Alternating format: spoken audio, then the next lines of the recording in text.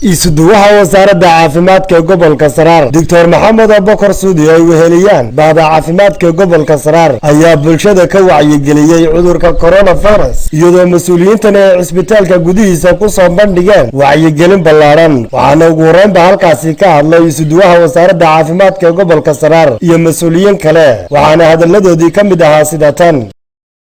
annaga oo kaashanayna maamulka gobolka Saraar barasaabka gobolka iyo maayarka degmada Caynaba annagoo wada waxaanu sameynay dardargelinta gudida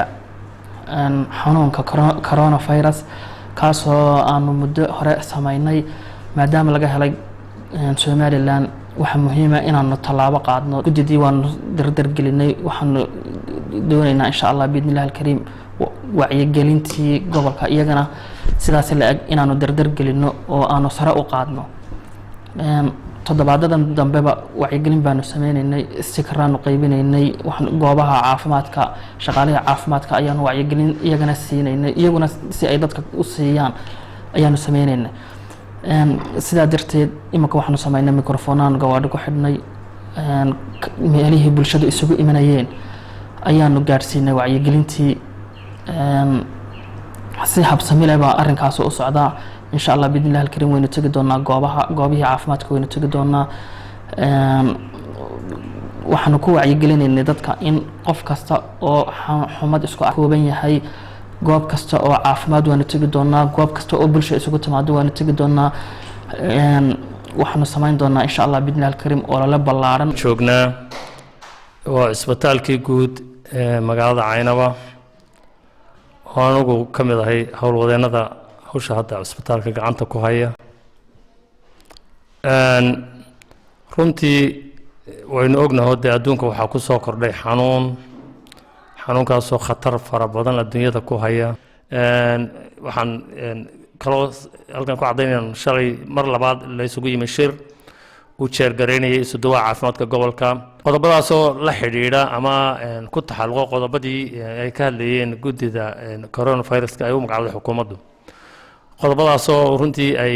wacyigelintu number 1 ka tahay protectionku uu ka yahay ama wixii seeldeel la isaga badbaadin lahaa surveillance ama sidii wixii loola socon lahaa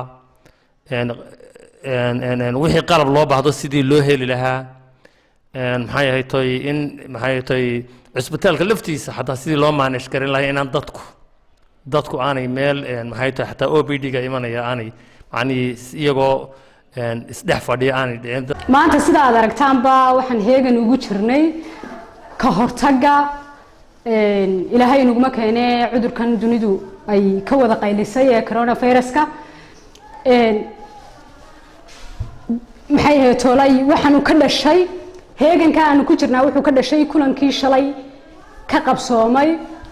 جورج قبلك شركة سو كساف سنة in la dirdirgeliyo maadaama cudurkiina soo galay oo Somaliland durba laga soo sheegayo laba case qaaday waxaana soo gaaray agabkii ugu horeeyay wasaaradda caafimaadka naga soo gaaray maanta galaafisyadii termometradii iyo maxay ahayd maskii qalabkii protectionka ayaa iyaguna na soo gaaray insha Allah anaguna waxaanu maxay ahayd ballan qaadaynaa inaanu si wanaagsan ugu shaqayn doono dadka وعلي آدم درد علي تاني ورركة تلفزيون كون كيبل مقالة عينبا